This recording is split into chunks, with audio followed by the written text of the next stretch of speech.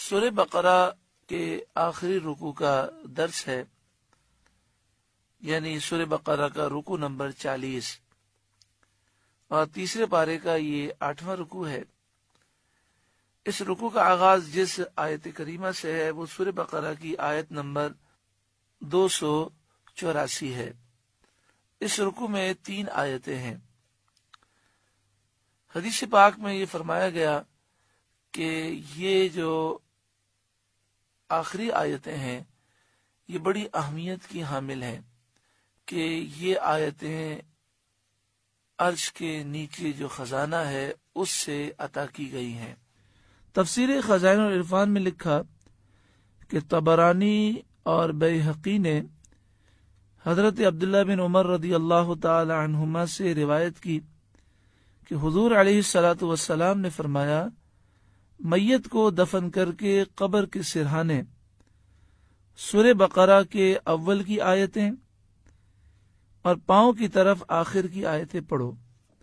یعنی جب کسی کا انتقال ہو جائے اور اس کی تدفین ہو جائے تو میت کو دفن کرنے کے بعد ہمیں یہ طریقہ سکھایا گیا کہ سورہ بقرہ کی ابتدائی 5 آیتیں مفلحون تک ہم میت کے سرہانے پڑھیں اور پھر سورہ بقرہ کا آخری جو رکوع ہے وہ میت کے پاؤں کی طرف کھڑے ہو کر پڑھیں۔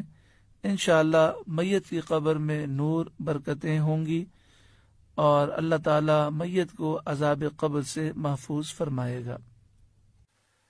اسی طرح جو بچے حفظ کر رہے ہیں، اور ہم نے بھی بہت ساری چیزیں یاد کی بھی ہوتی ہیں لیکن بسا اوقات بھول جاتے ہیں، تو اس کے لیے یہ طریقہ عرض کیا گیا تھا کہ روزانہ رات کو سونے سے پہلے سورہ بقرہ کی 10 آیتیں پڑھ کے سوئیں۔ 4 آیتیں سورہ بقرہ کی شروع کی ہیں اور 3 آیتیں آیت الکرسی اور اس کے بعد کی 2 آیتیں ہیں اور 3 یہ آیتیں ہیں۔ جو یہ 10 آیتیں پڑھ کے سوئے گا انشاءاللہ تعالی قرآن نہیں بھولے گا، انشاءاللہ اس کا حافظہ ہمیشہ مضبوط رہے گا اور نسیان کا اور بھولنے کا مرض اس میں پیدا نہیں ہوگا۔ آئیے ہم اس رکوع کا درس سماعت کریں۔ للہ ما فی السماوات، اللہ ہی کا ہے جو کچھ آسمانوں میں ہے، وما فی الارض، اور جو کچھ زمین میں ہے وہ سب اللہ ہی کا ہے۔ وَإِن تُبْدُوا مَا فِي أَنفُسِكُمْ، اگر تم ظاہر کرو جو کچھ تمہارے دل میں ہے، او تخفوہ، یا چھپاؤ، یحاسبکم بہ اللہ، اللہ تم سے اس کا حساب لے گا۔ یہاں پر اس مسئلے کو سمجھ لیجئے کہ انسان کے دل میں 2 طرح کے خیالات آتے ہیں۔ ایک خیال کو وسوسہ کہتے ہیں۔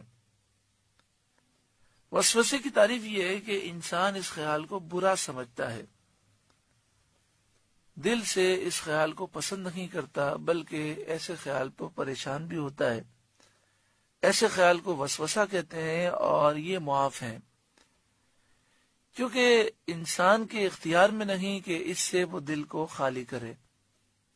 یہ شیطان کی طرف سے ہوتے ہیں۔ اللہ کے بارے میں، اس کے محبوب صلی اللہ علیہ وآلہ وسلم کے بارے میں، انبیاء، صحابہ، اولیاء کے بارے میں، قرآن پاک اور احادیث طیبہ کے بارے میں، فرشتوں کے بارے میں بہت سارے خیالات شیطان دل میں ڈالتا ہے۔ تو بڑی توجہ سے اس بات کو سمجھ لیں کہ اس پر کوئی گرفت نہیں ہے اور اس پر پریشان آپ نہ ہوں۔ یعنی اس لحاظ سے تو ہم پریشان ہوتے ہیں کہ اس خیال کو ہم پسند نہیں کرتے، لیکن بعض لوگ اس لحاظ سے پریشان ہو جاتے ہیں کہ اب میرے ایمان کا کیا ہوگا، پھر نمازیں چھوڑ دیتے ہیں۔ ہم نے پوچھا آپ نے نماز کیوں چھوڑ دی؟ تو وہ کہتے ہیں نماز پڑھتے ہیں تو وسوسے بہت آتے ہیں، قرآن کی تلاوت کرتے ہیں تو وسوسے بہت پریشان کرتے ہیں۔ وسوسے کو یوں سمجھیے کہ جیسے برابر میں آپ کے شیطان بیٹھا ہوا ہے اور وہ باتیں کر رہا ہے۔ اگر کوئی عام انسان بیٹھا ہوا ہو تو آپ اسے بھگا دیں گے، خود اٹھ جائیں گے، لیکن شیطان تو آپ کے خون میں دوڑ رہا ہے، آپ اسے دور نہیں بھاگ سکتے۔ تو جہاں آپ جاتے ہیں وہ خیالات ڈالتا ہے، تو یہ اس کی طرف سے گفتگو ہوتی ہے۔ مثلا حدیث پاک میں نبی اکرم صلی اللہ علیہ وآلہ وسلم نے فرمایا کہ شیطان آتا ہے اور تمہیں کہتا ہے کہ آسمان کس نے بنایا، دل میں خیال ڈالتا ہے، تم فوراً کہتے ہو اللہ نے بنایا۔ زمین کس نے بنائی، تم کہتے ہو اللہ نے بنائی۔ تو وہ اس طرح کرتے کرتے اب یہ سوال کرتے اللہ کو کس نے بنایا؟ تو پیارا آقا صلی اللہ علیہ وآلہ وسلم نے فرمایا نہ اس سوال کا جواب سوچنا اور نہ جواب دینے کی کوشش کرنا، بلکہ کہنا لا حول ولا قوت الا باللہ العلی العظیم۔ صحابہ اکرام علیہم رضوان نے یہ سوال کیا کہ ہمارے دل میں بسا اوقات ایسے خیال آتے ہیں کہ جن خیال کو بیان کرنا ہم پسند نہیں کرتے، اور ان خیالات سے اتنی نفرت ہے کہ یہ خیالات بیان کرنے سے ہم مر جانا پسند کرتے ہیں۔ تو پیارا آقا صلی اللہ علیہ وآلہ وسلم نے فرمایا کہ یہ تو تمہارے ایمان کے مضبوط ہونے کی دلیل ہے، کیونکہ جب دل میں ایمان ہوتا ہے اور مضبوط ہوتا ہے تو ایسے خیالات سے شدید نفرت ہوتی ہے۔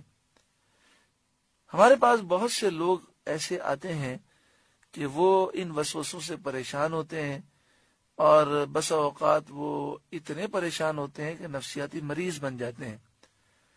اگر وہ اس تقریر کو غور سے سن لیں اور سمجھ لیں تو انشاءاللہ تعالی یہ پریشانی دور ہو جائے گی کہ وسوسوں پر گرفت اللہ تعالی نے ہماری نہیں فرمائی، ہمیں معاف کر دیے گئے وسوسے، اور وسوسے آنے سے ایمان کمزور ہونے کی دلیل نہیں، بلکہ وسوسے آنا یہ ایمان کے مضبوط ہونے کی دلیل ہے کہ ہمیں جب اس سے نفرت ہے اور یہ خیالات ہمیں پریشان کرتے ہیں، اس کا مطلب ہمارے دل میں ایمان مضبوط موجود ہے۔ لہذا اس پر بالکل پریشان نہیں ہونا چاہیے،